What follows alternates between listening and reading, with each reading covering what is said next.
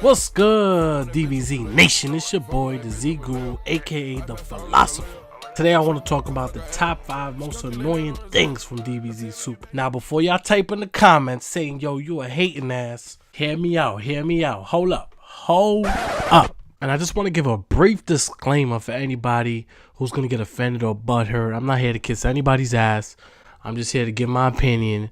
And I'm just as much as a hardcore Dragon Ball fan as any much as you guys. So don't get offended. This is a disclaimer. It's just my opinion. Just a brief disclaimer. If you're not going to like the opinions, then this video might not be for you. You might want to exit from now. So without further ado, let's get it. Honorable mention goes to the emasculation of Gohan and Vegeta. Some people call it character development. Some people call it being pussy whipped, or bad character direction, or all of the above. But let's keep it real. Gohan is fully neutered and Vegeta's in the process of becoming fully neutered as well. Gohan and Vegeta used to be badass characters, but what happened? Gohan was half his dad's age and surpassed him super easily. No pun intended. Arguably the strongest unfused Saiyan at the end of Z. Vegeta, aka the 5'6" bully, aka Tupac himself, has now become the new substitution for Krillin, just to become Goku's assistant or a pawn on Goku's chessboard. Pawns go first. Think about that analogy. I would have rather seen Gohan struggle with transitioning from a part-time fighter, part-time dad / husband, while not following too much into his father's footsteps. Vegeta, on the other hand, has become soft and a comic relief alongside Goku. That's like taking Raphael from the Ninja Turtles and turning him slowly into Michelangelo, while people calling this still character development. How, Sway? How? Yes, what is this? Huh? This is whack! I can't get jiggy with this shit!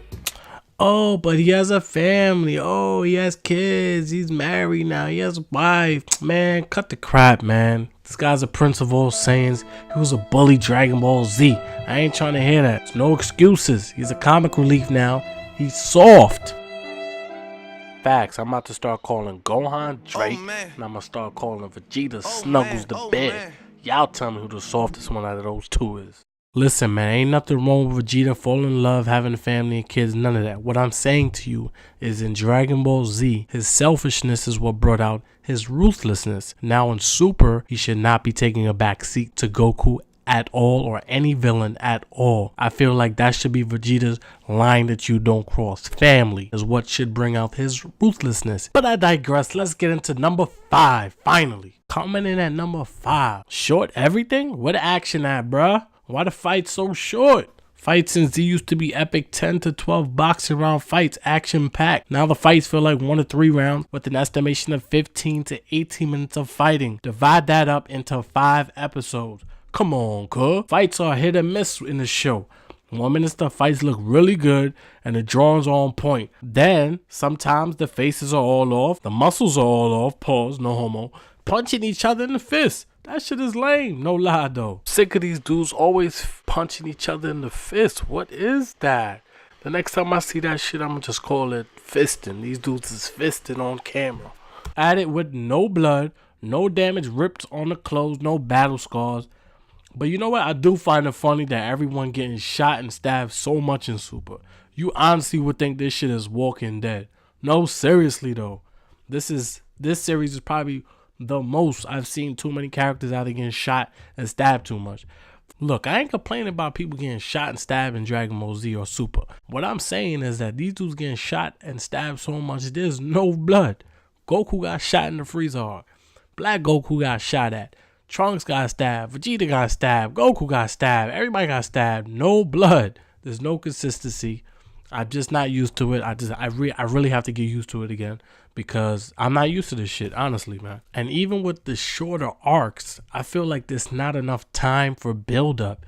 I feel like the build-up is just waiting for the next week. It's waiting another 7 days for the episode to air. Look, I'm not asking 50 to 65 episode arcs, but the show got to get back to the roots and be this great-ass show we know it could be, and be that caps lock action / adventure with a splash of comedy. But nah, yo, whatever, fam. You a hater. Moving on. Number 4, power creep. I feel like this series should be called Dragon Ball Super Power Creep. Like, that's exactly what's going on. Everybody's getting a power creep. So look, before I go any further, I want to define what I mean by power creep. I mean it in the literal sense, not in the video game world or not the trading card game world. I like the word power creep because I think it fits the situation, but in literal terms only. When characters receive an unexplained or poorly explained, unearned jump in power to advance or rush the plot to match the current villain, that's what I consider to be power creep. So with that being said, let's take a look at some of the examples of how Dragon Ball Super uses power creep in the show. To give you reasons why I feel like Dragon Ball Super should be called Dragon Ball Super Power Creep. The Beerus arc, Goku got power creep to God level status, right? The Frieza arc, Frieza got power creep to God level status, right? He's able to keep up with SS Blue. Then in the Universe 6 arc, Fast Forward Button himself hit his time skip ability allows him to power creep every time. And every time you get a chance to hit him, he gets even faster. That is a power creep. We've never seen somebody so fast but still maintain a level of weakness. So in Dragon Ball, theoretically, the faster you are, the stronger you are. Like I said, we've never seen a fighter faster than his opponent but weaker at the same time. So theoretically, once again, every time Hit uses his time skip ability, he's becoming stronger, which is a power creep, unearned. Then you have the last one, Future Trunks, who's getting his full Super Saiyan Blue unearned. Then you have Goku Black getting his power creep unearned. But it is what it is. Let's keep it going. So my guess to all my Z Nation people out there that they're trying to get everybody to the God tier level, which Gohan's about to be next because he hasn't fought at all. So they're going to power creep him. You know that's coming. And who knows, we might see even Piccolo becoming the Namekian god. So the only person that truly's never really benefited from the power creep is the Prince of 10 Saiyans, aka Tupac, Vegeta. He's earned almost over 90% of his power jumps. Y'all better stop playing and put some respect on that boy Vegeta's name. I ain't gonna say it no more. How they do my man Vegeta like that? He been putting in work since day one. He got more bodies than Goku, only to get shafted by Toriyama. Listen, the power creep is definitely real. Gohan benefited from not one, two power creeps. One on Namek, two by Elder Kai. Goku benefited from Super Saiyan 2, Super Saiyan 3, and now Super Saiyan Blue. Yo, Z-Goo, stop hating on Goku. That's the realest nigga on the show. Say something else about Goku and I'm disliking this video. Say another motherfucking word and this shit is over. So long story short, as I wrap this topic up, 4 arcs and now we get 4 power creeps. Gohan is definitely next. And a lot could be attributed to my number 5 selection, which is pacing.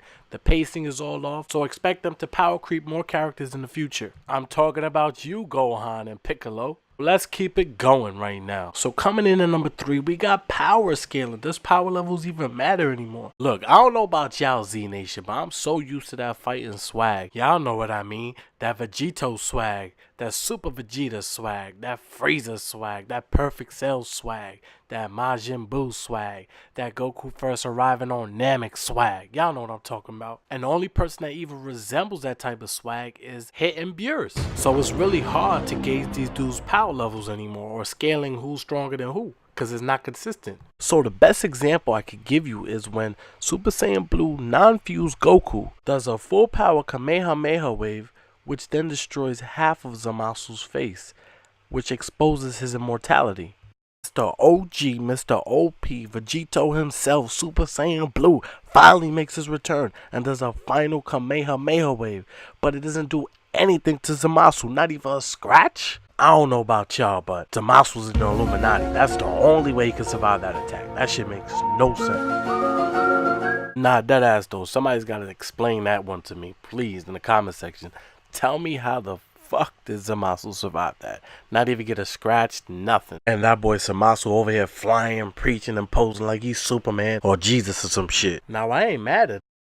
But transformation is supposed to represent someone's tier, power, and speed. It needs to display that on a consistent level, or else the audience will be confused as fuck. Like for example, the Universe 6 tournament art versus Hit. Hell no, to the no, no, no. Hell to the no, hell to the no, to the no, no, no. Hell no, no, to the no, no. Hell to the no, no. Now before you say Hit wasn't fighting serious, Now you know that's a goddamn lie. That fight was more about IQ and technique than power level. Let's keep it real. If it still doesn't make sense to you, Hit was still able to smash on Goku 10 times Kaioken. That boy Hit is super OP. You can refer back to Gohan even versus base Frieza. You telling me Super Saiyan Gohan can't take on Frieza in his first form? What?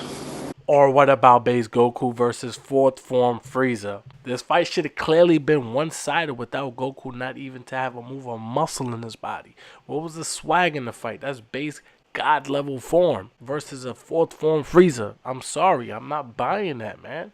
I'm just not. And what's the point of using any Z Saga Super Saiyan form? I'm talking about the yellow hair ones. If the base God form is the new OP tier, think about that. And most of y'all gonna say, well, it's fan service. It wouldn't make any sense anyway. You're downgrading in strength, if that's even possible. God damn, Z Gurus, you a fucking hater. But you know what? Let's move on. Coming in at number 2. So finally we got number 2, obsolete transformations. Can we enjoy a new transformation for a bit?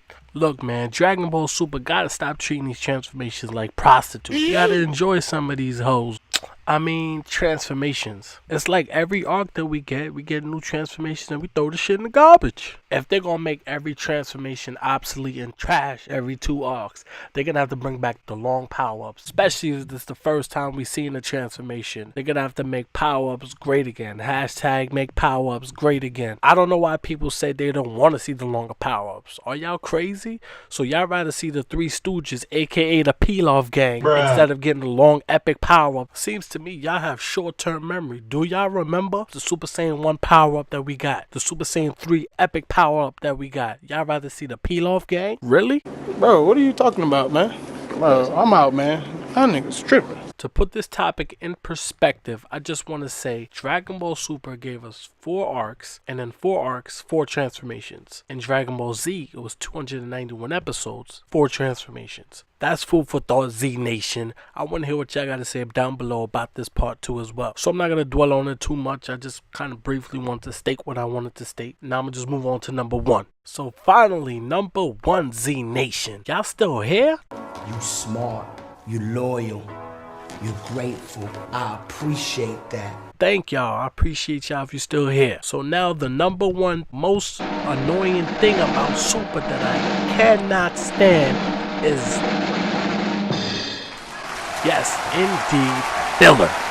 Wouldn't be an anime show without filler. And technically, I don't even know if we could call it filler because the anime is ahead of the manga. So I guess we could also call it downtime management. But in this case, the downtime management is very piss poor. So I'm going to be consistent. This all comes full circle with my number 1 pick, my number 2 pick, my number 3 pick, my number 4, my number 5. This all goes together. So I wanted to stay away from the obvious choices that other people have chosen, like animations and plot holes.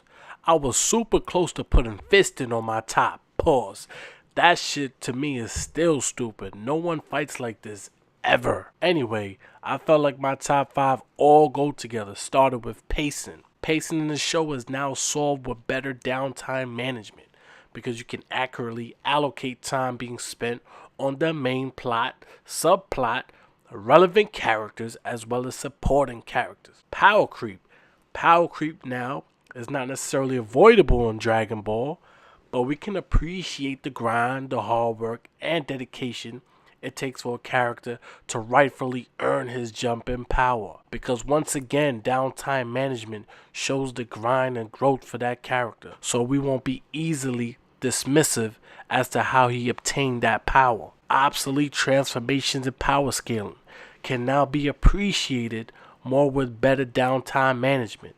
If we have longer and more memorable fight scenes with a certain power transformation, it then becomes easier to move on to the next power or transformation. Simple. Shorter fights only raises more questions and power scaling issues. Downtime management is the real issue at hand, which is why it's my number 1. Rushed arcs, shorter fight, less training on screen time, and too much time focused on eating food. The Pilaf Rice Gang, aka the Three Stooges, and other various characters that don't matter to the arc. 70% of these episodes shouldn't even be spent on watching the whole gang eat food. That shit is stupid. And then the last 3 minutes spent on fighting and advancing the story. That shit is trash, bruh.